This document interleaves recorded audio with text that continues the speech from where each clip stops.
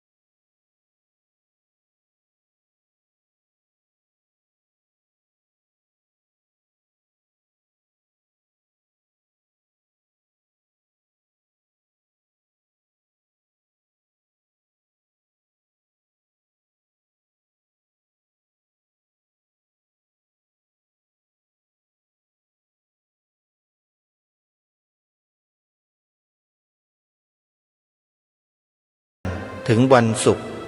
และวันเสาร์อาทิตย์ทางสถานีวิทยุแห่งนี้ท่านผู้ฟังสามารถดาวน์โหลดแอปพลิเคชันสมาพันธ์สื่อวิทยุพระพุทธศาสนาอาเซียนเพื่อติดตามรับฟังรายการนี้ได้เป็นประจำทุกวันรายการในวันนี้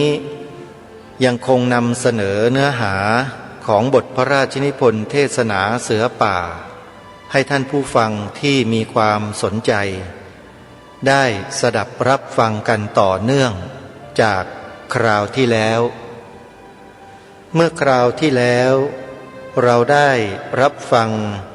กันที่2ในหัวข้อเรื่องกำเนิดแห่งศาสนาโดยพระองค์ท่าน ได้ทรงเท้าความกลับไปให้เห็นในสมัยดึกดำบรรพ์ของมนุษย์โลกของเราในอดีตว่ามีการก่อกำเนิดเกิดขึ้นของศาสนาต่างๆอย่างไรบ้างซึ่งเราก็รับทราบกันไปบ้างแล้วให้เรากำหนดจำไว้ว่าศาสนาหรือลัทธิความเชื่อที่เกิดขึ้นในยุคเริ่มแรกของโลกมนุษย์เรานั้นมนุษย์เรายังถือสิ่งที่เป็นทรัพยากรธรรมชาติทั้งหลายนั้นเป็นที่พึ่งอยู่ไม่ว่าจะเป็นเรื่องของลมพระอาทิตย์พระจันทร์น้ำแล้วก็สภาวะธรรมชาติทั้งหลายทั้งปวงที่เกิดขึ้นอยู่บนโลกใบนี้มนุษย์เราก็หยิบเอาสิ่งเหล่านั้นแหละมาเป็นเทพเจ้าเพื่อให้มนุษย์ด้วยกันนั้นเกิดความกลัวเกรงแล้วก็ให้ทำการนับถือเป็นศาสดาในสมัยนั้นพอยุคต่อมามนุษย์เราก็เริ่มพัฒนาความคิดให้สูงขึ้นก็เริ่มมีศาสดามีคำสอนใหม่ๆเพิ่มเติมเข้ามาแล้วก็แตกหนอแตกฝอยออกไป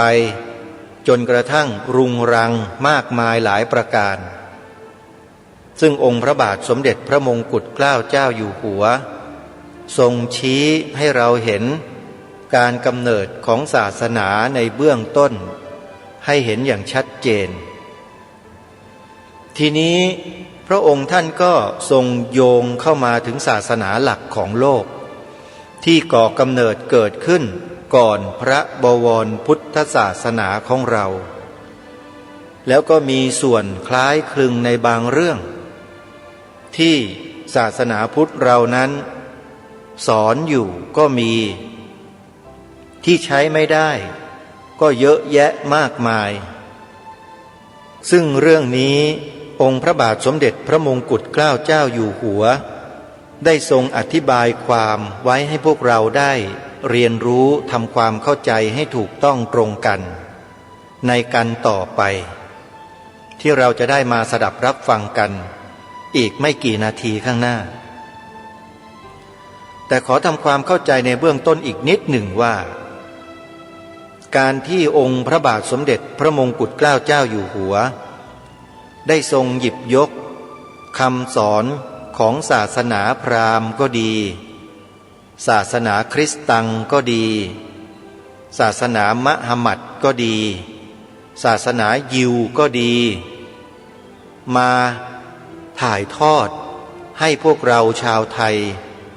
ได้สดับรับฟังกันนั้นเพื่อให้พวกเราท่านทั้งหลายเนี่ยเกิดข้อเปรียบเทียบระหว่างคำสอนและข้อปฏิบัติของศาสนานั้นๆกับข้อปฏิบัติและคำสอนของพระพุทธศาสนาว่ามีความแตกต่างและเหมือนกันอย่างไรบ้างและสุดท้ายพระองค์ก็จะทรงสรุปให้พวกเราได้เห็นอย่างชัดเจนว่าเราควรจะนับถือศาสนาอะไรนี่คือเรื่องใหญ่ใจความสำคัญของบทพระราชนิพนธ์เทศนาเสือป่าซึ่งเราจะได้สดับรับฟังกันต่อเนื่องและเป็นลำดับขั้นต่อกันไปจนกระทั่งจบและวันนี้จะเสนอให้พวกเราได้สดับรับฟังกันในกันที่สามมีชื่อว่าศาสนาพราหมณ์เดี๋ยวเราไปติดตามรับฟังศาสนาพราหมณ์ดูซิว่าพระองค์ท่านได้ตรัสแสดงไว้อย่างไรไปติดตามรับฟังพร้อมๆกันได้ณบัดนี้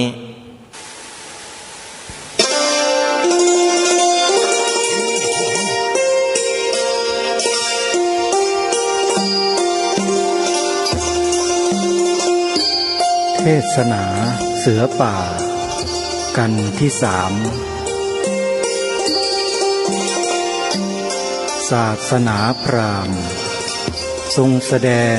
ณวันที่16พฤษภาคมพระพุทธศักราช2457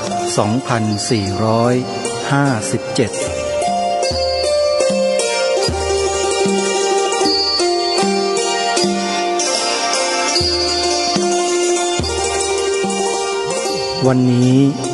จะว่าต่อที่ว่าจากวันก่อนคือศาสนาที่ว่าได้เกิดขึ้นแล้วอย่างไรก็ดีที่มีมาอย่างไรก็ดีที่จริงถ้าจะตรวจดูแล้วศาสนาทุกๆศาสนาซึ่งประจำประเทศย่อมเป็นศาสนาที่เหมาะแก่ภูมิประเทศอันนั้นคือศาสนาอย่างเช่นศาสนาพระพุทธตามลัทธิที่ไทยเรานับถืออยู่ก็เหมาะแก่ภูมิประเทศของเราแต่ไม่เหมาะแก่ภูมิประเทศของจีนจึงแก้ไขไปตามที่เขานับถืออย่างที่เราเรียกว่าลัทธิพระเจ๊กหรือพระยวนดังนี้ฉันใดถึงศาสนาอื่นๆก็เหมือนกันที่ฝรั่งเขาถือคริสตังก็เพราะศาสนาคริสตังเหมาะแก่ภูมิประเทศของเขาและเหมาะแก่ความนิยมเดิมของเขาดังนี้เป็นต้นเพราะฉะนั้นเพื่อจะให้เป็นที่เข้าใจซึมซาบดีขึ้นอีกหน่อยจะขอเล่าเป็นเรื่องคืออธิบายอย่างพงศาวดารโดยย่อดังต่อไปนี้ในหมู่ศาสนาที่สำคัญ3ศาสนาศาสนาพระพุทธเจ้าของเราเกิดขึ้นก่อนเพราะฉะนั้นตามตำนานหรือประวัติของพระพุทธเจ้าโดยย่อก็คล้ายๆศาสนาอื่นเหมือนกันจึงยกเอาความเกิดขึ้นแห่งพระพุทธศาสนามาเล่าเป็นตัวอย่างกล่าวคือในสมัยก่อนการที่พระพุทธเจ้าได้มาประสูติและตรัสรู้คนในมัธยมประเทศนับถือศาสนาที่เราเรียกและเข้าใจกันว่าศาสนาพราหมณ์บ้างหรือไสยศาสตร์บ้างตำรับไสยศาสตร์ในชั้นต้นมี3คัมภีร์เรียกกันว่าพระไตรเพศต่อมาจึงบังเกิดเพิ่มเติมพระเวทอีกคัมภีร์หนึ่งเรียกว่าอาถรรพ์เป็นพระคัมภีร์ที่4แต่จะขอกล่าวในชั้นต้นก่อนคือที่ว่าในชั้นต้นพระเวทมี3นั้นแท้จริงมีอยู่1เท่านั้นเองคือรวบรวมคำบูชาตามที่ข้าพเจ้าอธิบายมาครั้งก่อนแล้วบูชาไฟซึ่งมีแบ่งเป็น3ภาคที่1คืออัคคณีหรือเพลิงซึ่งอยู่ในโลกเราทั้งหลายก็คือไฟซึ่งติดอยู่ตามในบ้านหรือใช้ประกอบอาหารภาคที่2สวิตรึคือแสงสว่างทั้งหลายอยู่บนสวรรค์ที่เราเรียกว่าดวงตะวันถูกเข้าก็ร้อนเหมือนถูกไฟ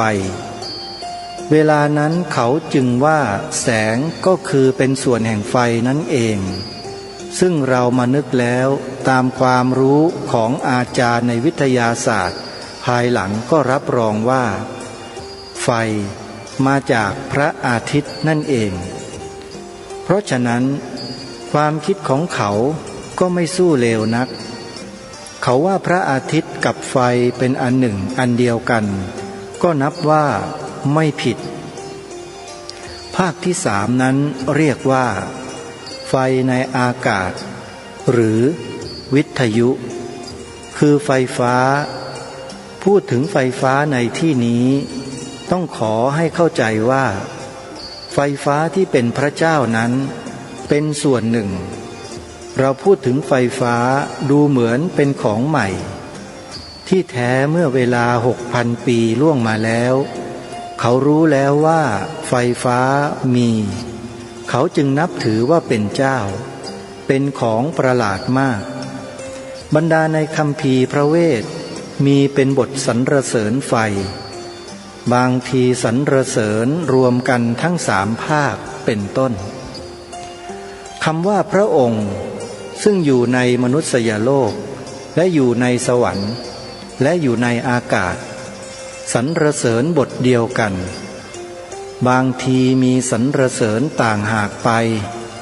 สรรเสริญไฟว่าเป็นทูตสวรรค์สำหรับช่วยมนุษย์ให้พูดกับเทวดาได้และด้วยความนิยมอันนี้จึงเกิดให้เอาอะไรต่ออะไรทิ้งให้เป็นควันขึ้นไปแลดูเป็นสายโทรเลขขึ้นไปบนสวรรค์อีกอย่างหนึ่งก็มักจะมีบทสรรเสริญดวงพระอาทิตย์เองตะวันเรียกว่า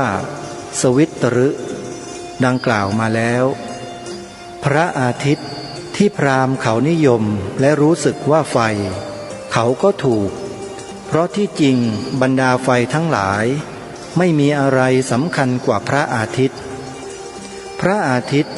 เป็นเหมือนกองมูลแห่งไฟทั้งหลายเราต้องการไฟเอาแก้วส่องพระอาทิตย์ก็เป็นไฟขึ้นได้ถ้าเราหนาวเย็นเป็นโรคภัยไข้เจ็บพึ่งแดดเสียก็หายเวลาในห้องอับเปิดประตูให้แดดส่องถึงได้ก็หายอับเป็นต้นจึงนับว่าพระอาทิตย์เป็นของสำคัญที่สุดพระอาทิตย์ทำอะไรอะไรได้หลายอย่างจึงมีมนต์สรรเสริญพระอาทิตย์มากกว่าอย่างอื่นหมดมนต์ที่สำคัญชื่อสาวิตรีหรือสาวิติตามที่กล่าวมาแล้วในวันก่อนคือสรรเสริญพระอาทิตย์ว่าช่วยชีวิตมนุษย์ให้บังเกิดอยู่ได้จะได้ไม่ตายตามความคิดของเขาดังนี้ผู้ที่ได้เรียนวิทยาศาสตร์แล้วก็คงต้องยอมเขาว่าจริงถึงบัดนี้ข้าพเจ้าจะขอยกศาสนาพราหมณ์มากล่าวให้ยืดยาวหน่อยเพื่อแสดงในที่นี้ตามที่เขาคิดผิดบ้างไม่ผิดบ้างศาสนาพราหมณ์เป็นศาสนาที่เขานับถือมาตั้ง5-6,000 ปีและความคิดของคนสมัยนั้นคิดได้ตื้นๆจึงเห็นพระอาทิตย์อย่างหนึ่งเป็นสิ่งวิเศษสิ่งวิเศษอันนี้ถ้านึกรูปพระอาทิตย์ก็ดีพระเพลิงก็ดีว่าจะมีรูปเป็นอย่างไรในโลกนี้และต่างว่าให้ท่านทั้งหลายใครๆก็ได้คนหนึ่งคนใดก็ได้ตามใจลองคิดดูว่าสิ่งใดประเสริฐก็คงนึกว่าสัตว์อื่นๆหรืออะไรอื่นๆดีกว่าคนเราไม่ได้แต่คนเรานี้ทั้งนับว่าดียิ่งกว่าสัตว์อื่นทั้งปวงแล้วก็ยังสู้พระอาทิตย์ไม่ได้เพราะการที่คนทำไม่ได้พระอาทิตย์ทำได้พระอาทิตย์เก่งกว่าเราต้องกลัวเพราะฉะนั้นพวกที่เรียกว่าพราหมณ์จึงปั้นรูปพระอาทิตย์แสดงความนับถือว่าท่านผู้นี้มีรูปงามคล้ายคนเราปั้นเป็นรูปคนมีแขนขาเหมือนคนนั้นแหละแต่ครั้นภายหลังรำลึกถึงอิทธิฤทธิ์อานุภาพอันมีมากกว่าคนเราจึงได้เลยเอาแขนต่อให้เป็น4-5 แขนแบ่งการทำอะไรได้มากๆกว่าคนเราคราวนี้เมื่อได้มีพระอาทิตย์องค์หนึ่งแล้วจึงได้ปั้นรูปพระจันทร์ขึ้นอีกภายหลังลมพัดไปมาเรียกว่าวายุเป็นของสำคัญต้องปั้นรูปขึ้นอีกมีรูปตัวพระอาทิตย์พระจันทร์พระพายปั้นขึ้นทีละอย่างและได้ปั้นรูปอะไรต่ออะไรขึ้นอีกศ ศาสนาเช่นนี้ไม่เฉพาะแต่อินเดียหรือพราหมณ์แม้เมืองโรมหรือไอยคุปที่มีอายุและประวัติตั้ง5,000 ปีมาแล้วนั้นก็นับถือมนุษย์เหล่านี้เรียกว่าเทวดาซึ่งดีกว่าเราหน่อยจะทำรูปเป็นหมาหรือเลวกว่าหมาไม่ได้ต้องทำเป็นรูปคนถ้าทำไม่ดีแล้วเรามิเสียไปหรือต้องทำรูปเป็นคนอยู่เองครั้นต่อมายังมีคนอีกจำนวนหนึ่งที่เรียกว่าอริยะนึกขึ้นว่าของเช่นนี้พระอาทิตย์พระจันทร์พระเพลิงพระพลายพระพิรุณฉะไหนอยู่ดีๆจะมีขึ้นใครเล่าเป็นผู้คิดสร้างขึ้นเรามานึกดูว่าตัวเราอยู่ดีๆจะมาเกิดอย่างไรคงมีพ่อมีแม่ต่อๆกันมาพระพายพระเพลิงหรือพระพิรุณใครเป็นพ่อพวกพราหมณ์อ้ำอึ้งครั้งแรกจะบอกว่าไม่รู้ก็เหลวไหลเป็นครูบาอาจารย์ก็ควรจะต้องเข้าใจจำเป็นต้องรู้และแปลว่าท่านเทวดาทั้งหลายทุกองค์เกิดมีขึ้นในครั้งไหนใครเป็นผู้สร้างใครเป็นพ่อพราหมณ์ทั้งหลายจึงเกิดมารวมกันเข้าปรึกษากันว่าจะทำอย่างไรดีต้องคิดอะไรให้เขาเข้าใจเพราะพราหมณ์บัดนั้นคุยว่าเป็นของสำคัญอ้างว่าเมื่อบูชาแล้วได้ยินเสียงพระอาทิตย์พระจันทร์พระพายเหมือนพูดกับตัวคราวนี้ถูกเขาถามก็ต้องบอกว่าข้าพเจ้าขอผัดไปทำพิธีถามพระเป็นเจ้าก่อนแล้วก็ไปรวมกันตรึกตรองได้มาของเขาดีพอใช้คือว่ามีพระเป็นเจ้าองค์หนึ่งซึ่งพราหมณ์เรียกว่าพรหมท่านที่เรียกว่าพรหมนี้จำต้องมีก่อนส่วนพระพรหมนั้นเล่าเมื่อก่อนที่จะเกิดขึ้นย่อมมีธรรมปรากฏอยู่แล้วในโลกเพราะธรรมเป็นของไม่มีเนื้อตัวธรรมะทั้งปวงซึ่งมีอยู่ในโลกผสมกันเข้าจนเป็นไข่และไข่นี้เป็นก้อนลอยอยู่ได้10,000 กับไข่ก็แตกพระพรหมอยู่ในไข่นั้นบันดาลให้ไข่แตกเป็น2 ซีกซีกบนไปเป็นฟ้าซีกล่างเป็นโลกที่มนุษย์อยู่แล้วพระพรหมจึงสร้างสรรพสิ่งทั้งปวงบรรดามีในสวรรค์สร้างสรรพสิ่งทั้งปวงที่จะมีในโลกนี้ขั้นต้นสร้างไฟให้มาเผาผลาญสิ่งซึ่งเป็นบาปอกุศลทั้งปวงหมดแล้วจึงสร้างน้ำขึ้นดับไฟอันนั้นน้ำดับไฟแล้วน้ำนั้นทำให้พื้นดินชุ่มชื่นเกิดงอกงามเป็นเขาเป็นห้วยอะไรขึ้นอีกมีพืชพันธุ์ธัญญาหารขึ้นบริบูรณ์มีต้นไม้ขึ้นแล้วจึงมีสัตว์ขึ้นแล้วจึงมีมนุษย์ในพวกมนุษย์มีผู้หนึ่งนับว่าเป็นลูกพระอาทิตย์เกิดขึ้นเป็นพระเจ้าแผ่นดินได้ปกครองประชาชนมีตั้งแต่นั้นข้อความเหล่านี้มีอยู่ในโครงสร้างโลกที่พราหมณ์อ่านเป็นองค์การแช่งน้ำในพิธีถือน้ำทุกๆปีแต่ท่านทั้งหลายโดยมากคงจะไม่ได้ฟังหรือแม้ได้ฟังก็จะไม่ได้สังเกตข้าพเจ้าจึงเก็บมาแสดงโดยย่อเพราะเรื่องนี้นับว่าเป็นหัวใจแห่งศาสนาพราหมณ์แต่เป็นธรรมดาคนเรายิ่งอ่านอะไรเข้ายิ่งมีความคิดของตนงอกออกมาอีกทุกทีศาสนาพราหมณ์ย่อมจำเริญรุ่งเรืองมากขึ้นแต่เป็นธรรมดาศาสนาที่จำเริญและคนถือมากแล้วก็มีความเห็นแตกต่างกันมากเหมือนกันจึงเกิดมีพวกหนึ่งซึ่งถือพรหมเป็นพระเจ้าองค์เดียว พวกที่คณะอื่นนับถือนั้นเป็นชั้นต่ำไม่ใช่เป็นเทวดาคนจำพวกนี้มีพวกน้อยคนโดยมากนับถือว่าพระปรพรหมสร้างเสร็จแล้วได้แบ่งหน้าที่ต่างๆให้พระเพลิงพระพิรุณพระพายสำหรับทำหน้าที่นั้นๆตามที่เรารู้อยู่แล้วเพราะฉะนั้นสร้างขึ้นแล้ว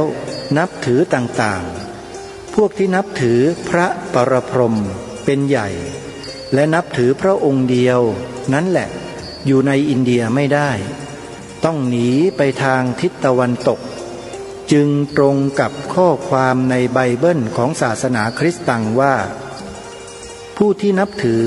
พระเป็นเจ้าองค์เดียวเรียกว่าอิสเรลซึ่งที่จริงคำเดียวกับคำว่าอรยันคำว่าอริยะก็มาจากคำนั้นเองพวกอริยะปรากฏว่าออกจากทางตะวันออกและยังยืนยันอยู่ว่ามีพระเจ้าองค์เดียวที่เรียกว่ายะโฮวาขึ้นชื่อว่าองค์อื่นแล้วไม่นับถือพวกเหล่านี้ได้อพยพไปทางตะวันตกไปถึงที่ดินแดนที่เรียกว่าปาเลสไตน์ในเวลานี้จึงได้ตั้งภูมิลำเนาและขยายไปจนถึงเมืองยูเดียพวกเหล่านี้มีนามปรากฏต่อมาว่ายิวพวกนี้คือพวกอริยะนั่นเองพวกพราหมณ์อื่นๆนับว่าพวกนับถือพระเจ้าองค์เดียวนี้เป็นพวกมิจฉาทิฏฐิและคำที่เราพูดกันอยู่จนติดปากว่าถือพระองค์เดียวนั้นเป็นคำที่พวกถือพระหลายองค์พูดด่าพวกอิสราเอลนั่นเองคำว่าถือพระองค์เดียวจึงเป็นคำใช้เพื่อติเตียนกันจนทุกวันนี้บัดนี้จะได้หวนกลับไปกล่าวถึงพวกพราหมณ์ที่ยังคงอยู่ในอินเดียนั้นต่อไปประเทศอินเดียเป็นเมืองที่ใหญ่โตมีคนหลายชาติหลายภาษาจริงๆคือพูดภาษาแปลกกันหมดถ้าจะเทียบแล้วคล้ายเมืองจีนซึ่งมีภาษาพูดกันต่างๆพูดกันเข้าใจรางๆแม้หนังสือก็ต่างกันไม่เหมือนกันเมื่อครั้งพุทธกาลในอินเดียแบ่งเป็นแว่นแคว้นต่างๆกันไม่มีความปรองดองกันแล้วแต่ใครจะนิยมนับถืออะไรเมื่อพระพุทธองค์ประสูติแล้วตามที่ได้เล่าในคราวก่อนแล้วได้ประสูติในวงกษัตริย์แล้วได้เสด็จออกไปตามที่ต่างๆหลายแห่งได้ฟังพวกคณาจารย์เหล่านี้พระองค์จึงทรงพยายามที่จะแสวงหาสิ่งที่ดีความที่ดีมารวบรวมกันเข้าได้แล้วและช่วยให้มนุษย์ทั้งหลายพ้นจากความทุกข์โดยพ้นจากความอยากได้ทรงสั่งสอนศาสนาขึ้นทีเดียวคือพระพุทธศาสนาการที่ทรงสอนศาสนาถ้าคิดแบบสั่งสอนไม่ดีหรือไม่เหมือนกับภูมิประเทศพื้นที่ก็คงทำไปไม่ไหวเพราะจะไปสอนให้คนเหล่านั้นหลับตานิยมไปไม่ได้เพราะฉะนั้นโดยพระปรีชาญาณของพระพุทธเจ้าของเราจึงทรงยอมให้บรรดาผู้ที่ยังมีความนิยมนับถือเทวดาอยู่นั้นคงทำความนับถือเทวดาต่อไปได้โดยไม่ผิดด้วยพระพุทธศาสนาซึ่งแท้จริงก็เป็นความจริงอยู่บ้างเพราะมูลแห่งพระพุทธศาสนาซึ่งเป็นสิ่งสำคัญเป็นหัวใจของพระพุทธศาสนาก็อยู่ที่ทำใจให้ดีตั้งเมตตาจิตไว้เพราะฉะนั้นเมื่อเราแผ่เมตตาจิตต่อมนุษย์ก็ดีอมนุษย์ก็ดีต่อเทวดาก็ดีย่อมนับว่าเป็นประโยชน์ทั้งสิ้นเพราะฉะนั้น เมื่อพระพุทธเจ้าของเราตรัสรู้แล้วถึงแม้ใครจะยังคงไหว้เทวดาตามที่เป็นมาพระตถาคตก็ไม่ทรงติว่าผิดส่วนข้อที่ทรงเลือกทรงสอนอย่างไรนั้นต่อมาสัตว์จะเป็นอย่างไรต่อไปที่สุดจะเป็นอย่างไรและเมื่อถึงบรรลัยกันจะบรรลัยด้วยไฟหรือด้วยน้ำหรืออย่างไรต่อไปพระองค์ตรัสว่าเป็นของที่เกินกว่าเราทั้งหลายจะต้องไตร่ตรองหรือจะแลเห็นถ้าแม้พระตถาคตจะทรงบอกแยกออกมาเช่นนี้ก็ไม่มีใครรู้และถ้าแม้พระตถาคตอยากจะทรงสอนต่อไปก็ไม่มีใครจะอยู่ดูถ้าแม้พระตถาคตตรัสสั่งสอนว่าเราตายแล้วจะขึ้นสวรรค์ลงนรกเมื่อเราตายไปแล้วก็ไม่รู้เพราะฉะนั้นพระตถาคตทรงมุ่งแต่ในเวลานี้ที่เราทั้งหลายควรจะพยายามในทางดีอย่างที่สุดที่จะพยายามได้ทำตัวให้บริสุทธิ์ทำใจให้สะอาดหมายความที่นี้ว่าใจดีและจะมีความริษยาอาธรรมอย่างไรก็ตามท่านทั้งหลายจงมุ่งแก้โดยทรมานใจของตนเองข้อนี้ควรจัดว่าเป็นข้อสำคัญของพระพุทธศาสนาเป็นของสำคัญซึ่งไม่ใช่แต่พระพุทธศาสนาถึงแม้เยซูสอนศาสนาคริสต์ตังก็สอนวิธีเดียวกันผิดแต่โวหารและเรื่องราวของเยซูที่เขาเล่าเท่านั้นยังมีข้อความนอกจากนี้เป็นอันมากเช่นพระพุทธเจ้าของเราที่พระองค์ทรงอนุโลมตามศาสนาพราหมณ์มากที่สุดที่จะเป็นไปได้สิ่งใดที่ประพฤติไปแล้วติดขัดกับคำสั่งสอนบ้างพระองค์ก็ได้ทรงจัดการแก้ไขใหม่เป็นต้นว่าข้อสำคัญในการบูชายัญคือต้องฆ่าสัตว์และเอาเนื้อนั้นปิ้งเผาไฟบูชายัญข้อนี้พระองค์ได้ทรงแลเห็นความเสียหายเป็นอันมากเพราะการบูชายัญจะเป็นสัตว์เดรัจฉานก็ดีคนก็ดีย่อมได้รับความลำบากทรมานสัตว์และมนุษย์ได้รับความทุกข์มากกว่าความสุขอยู่แล้วเพราะฉะนั้นจึงทรงแนะนำว่าไม่ควรฆ่าต่อไปและผู้ใดจะทำบุญอย่างประเสริฐเช่นทำบุญวันเกิดเป็นต้นควรให้อภัยทานคือสัตว์อะไรต่างๆที่ธรรมดาเขาจะฆ่าเป็นภักษาหารมีไก่ปลาเป็นต้นให้ไปซื้อเอามาแล้วปล่อยไปเพื่อให้ชีวิตอีกชั้นหนึ่งนับว่าเป็นอภัยทานอภัยทานเช่นนี้เป็นประโยชน์แก่ตัวเราเองย่อมจะเป็นที่พอใจเทวดาอารักษ์ทั้งหลายพูดกันอย่างง่ายๆท่านเป็นคนฉลาดและรู้จักไหวพริบเอาของเก่าเป็นของใหม่ได้ไม่ใช่เอาของเก่าทิ้งให้หมดตัดให้หมดของเก่ามีมากเช่นธรรมะซึ่งชี้ว่าสิ่งนี้ดีสิ่งนี้ชั่วใครเลยจะตั้งขึ้นใหม่ได้มีคนเขาคิดมาแล้วหลายพันชั่วคนพระพุทธเจ้าก็ทรงทราบเหมือนกันว่าตามที่พระองค์ทรงสั่งสอนเช่นนี้เป็นการตัดหนทางที่พราหมณ์ผู้เคยสอนศาสนาจะมีความริษยาและเป็นอันไม่อาจคิดประทุษร้ายได้อันหนึ่งพระองค์ทรงรู้จักผ่อนผันอนุโลมตามความสะดวกแห่งคนที่เป็นบริษัทที่ฟังอยู่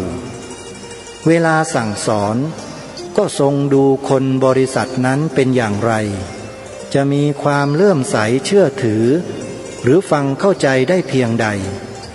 ทรงสั่งสอนบุคคลทุกๆชั้นตั้งแต่เด็กและผู้หญิงผู้ชายจนคนแก่ ให้ฟังเข้าใจได้เหมือนกันและทรงสั่งสอนสิ่งใดไม่เป็นเครื่องที่บังคับใจเหมือนศาสนาอื่นทรงสั่งสอนสิ่งใดแล้วย่อมทรงกำชับว่าจงเอาไปตรึกตรองดูเมื่อเห็นดีแล้วจึงปฏิบัติตามดังนี้เป็นอัศจรรย์ยิ่งกว่าบรรดาศาสดาทั้งหลายที่ได้มีแล้วในโลกไม่มีศาสดาที่ไหนและในเมืองไหนเหมือนพระองค์ถ้าจะเปรียบศาสดาที่มีปรากฏอยู่3คือพระพุทธเจ้าของเราพระเยซูพระมหามัตคงรวบรวมความได้ว่าพระพุทธเจ้าได้เปรียบคือที่ทรงตั้งพระพุทธศาสนาขึ้นก่อนข้อ1เป็นอัศจรรย์ข้อ2ทรงเป็นเชื้อกษัตริย์ซึ่งเคยกินดีนอนดีได้รับความสุขสารพัดอย่างตัดความสุขไปได้ผู้ที่พูดว่าตนเก่งตนดีไม่ประพฤติชั่วมักจะเป็นแต่คนจนที่ไม่เคยสบายไม่เคยสนุกจึงทนลำบากอดทนได้เช่นนี้ไม่ค่อยจะมีน้ำหนักอะไรเพราะได้เห็นความลำบากและอดทนความลำบากมาตั้งแต่เกิดได้อดทนและได้รับใช้การงานมามากแล้วแต่พระพุทธเจ้าไม่ใช่เช่นนั้นพระองค์ไม่เคยได้รับความลำบากไม่เคยจนแต่ยอมจนเสียยิ่งกว่าคนไพร่ถ้ามานึกถึงศาสดาของศาสนาอื่นไม่ได้เป็นเช่นนั้นเลยเยซูมีกำเนิดต่ำกำเนิดอยู่ในตระกูลคนที่ต่ำถ้าจะเรียกตามข้างพราหมณ์ต้องว่าเป็นตระกูลพาณิชย์คือพ่อค้าแต่เป็นพ่อค้าต่ำๆที่เรียกว่าชั้นเวทคือเป็นช่างไม้ครั้นต่อมาเขาว่าได้มีความรู้ได้รับกรุณาจากพระเป็นเจ้าบนสวรรค์เมื่อได้ออกไปเดินป่าได้รับความลำบากเช่นนั้นเขายังแต่งหนังสือให้น่าสงสารส่วนพระมหามัตเดิมเป็นคนไพร่ทีเดียวครั้นเมื่อมาสำเร็จสร้างศาสนาขึ้นได้แล้วได้สมบัติเป็นพระเจ้าแผ่นดินตรงกันข้ามกับพระพุทธเจ้าของเราเพราะเดิมเป็นคนจนแล้วตั้งศาสนาขึ้นกลับเป็นคนมีคนใหญ่ในกรุงอาระเบียอยู่ข้างได้กำไรอยู่มาก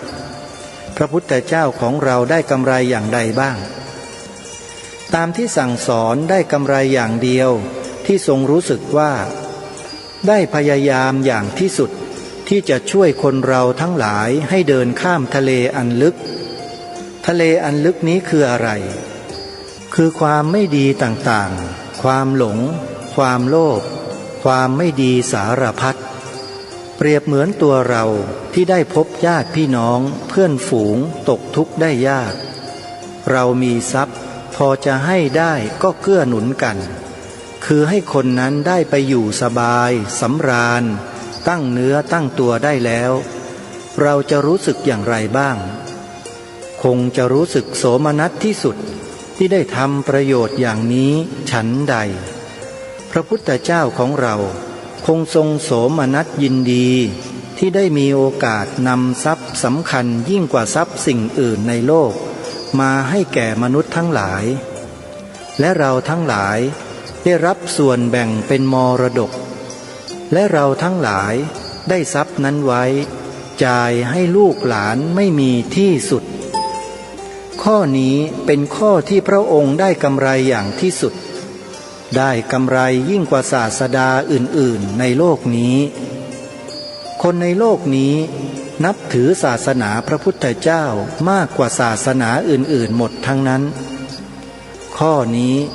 เป็นข้อซึ่งตรงกันข้ามกับมหามัตซึ่งได้กำไรเป็นใหญ่มีอิสริยะ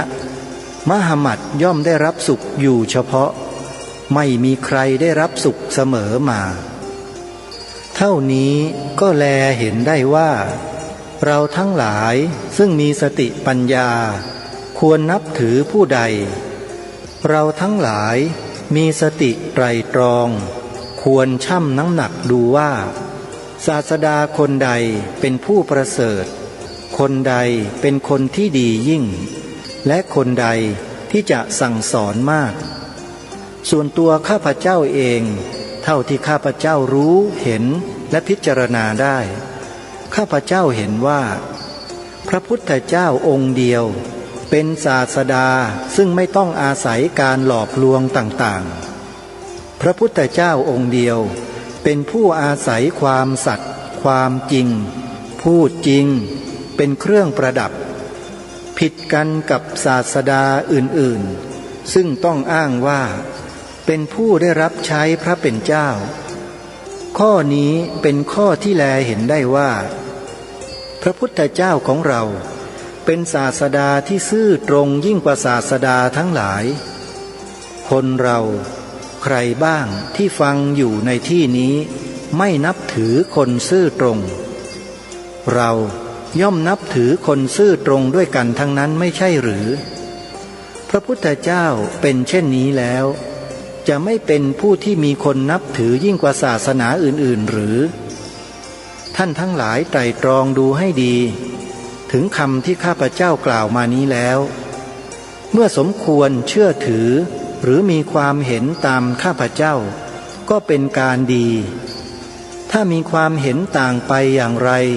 ก็แล้วแต่ใจของท่านตรงกับคำว่านานาจิตตังใจแห่งคนเราย่อมต่างๆกันจะเชื่อถือเหมือนกันไม่ได้ขอแต่ว่าในชั้นนี้ก็ดีและต่อไปก็ดีเมื่อข้าพเจ้าพูดสิ่งใดขอให้ท่านทั้งหลายฟังโดยความเคารพไม่ใช่เคารพเฉพาะตัวข้าพเจ้าขอให้นึกเคารพคำซึ่งแสดงต่อท่านทั้งหลายและคำที่ข้าพเจ้าพูดเพื่อประโยชน์ความสุขของเราทั้งหลายทั่วไป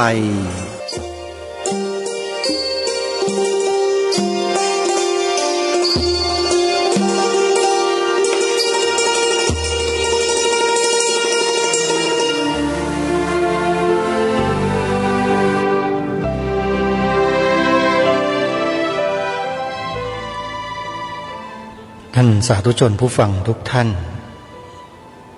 ที่จบไปนั้นเป็นพระราชนิพนธ์เทศนาเสือป่าในกันที่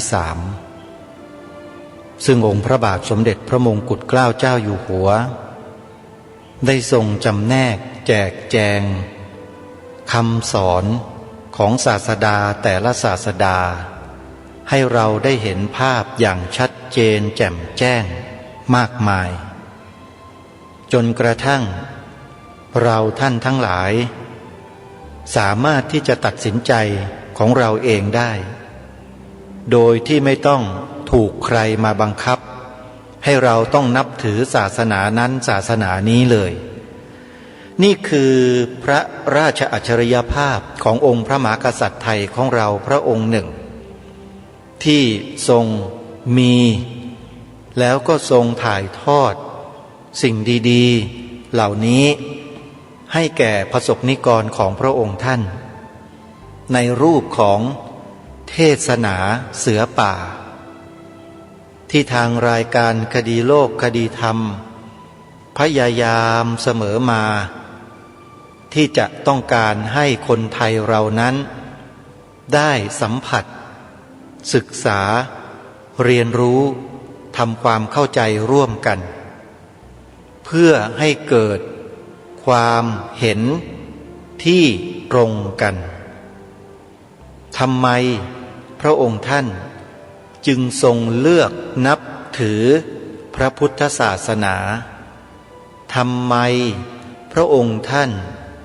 จึงต้องทรงยอยกองค์สมเด็จพระสัมมาสัมพุทธเจ้าบทพระเทศนากันนี้น่าจะเป็นคำตอบที่ดีที่สุดถ้าหากว่าเราฟังด้วยความเป็นธรรมในใจของเราท่านสาธุชนทั้งหลายในการต่อไป เป็นกันที่องค์พระบาทสมเด็จพระมงกุฎเกล้าเจ้าอยู่หัวได้ตรัสถึงอีกศาสนาหนึ่งก็คือศาสนายิวกับศาสนาคริสต์ตังอย่าคิดว่าพระองค์ท่านทรงตรัสเปรียบเทียบศาสนาพราหมณ์เพียงอย่างเดียวแล้วก็จบแต่วันพรุ่งนี้เราจะได้มาเรียนรู้มาดูกันว่าศาสนายิวกับศาสนาคริสต์ตังนั้นมีหลักการและหลักคำสอนที่แตกต่างหรือเหมือนกันกับศาสนาพุทธของเราอย่างไรหรือไม่จริงๆแล้วศาสนายิวก็คือต้นกำเนิดของศาสนาอิสลามหรือศาสนามหมัดนั่นเองโยมถ้าหากใครได้ศึกษาประวัติของศาสดานบีก็คงจะทราบและรู้เป็นอย่างดีว่ากำเนิดของศาสนาอิสลามที่แท้จริงแล้วก็คือมาจากศาสนายิวนั่นเองเพราะฉะนั้นวันพรุ่งนี้เดี๋ยวเรามาติดตามรับฟังพร้อมๆกันแล้วเราจะได้หายสงสัยว่าทำไมองค์พระมหากษัตริย์ไทยของเราตั้งแต่ครั้งกรุงสุโขทัยเป็นต้นมาเนี่ยจึงทรงพาให้พวกเราประสบนิกรชาวไทยเนี่ยนับถือพระพุทธศาสนามาโดยตลอดถึงกับพระองค์ท่านตราไว้ในกฎบนเทียนบานไว้เลยว่าผู้ที่จะขึ้นมาสืบราชสันตติวงศ์ต่อจากองค์พระมหากษัตริย์ในแต่ละองค์เนี่ยแต่ละพระองค์เนี่ยจะต้องเป็นพุทธศาสนิกชนหรือต้องเป็นพุทธมามกะเท่านั้นนี่คือเรื่องใหญ่ที่เราจะได้พูดคุยกันในโอกาสต่อไปวันนี้เวลาของรายการหมดลงแล้วอาตมาภาพก็ต้องขอล่ำลาท่านสาธุชนผู้ฟังไว้แต่เพียงเท่านี้ในวันนี้แล้วเดี๋ยววันพรุ่งนี้พบกันใหม่ขอความสุขสวัสดีในธรรมแห่งองค์สมเด็จพระบรมศาสดาสัมมาสัมพุทธเจ้าจงปรากฏเกิดมีขึ้นกับท่านผู้ฟังทุกท่านทุกคนเทอญขอเจริญพร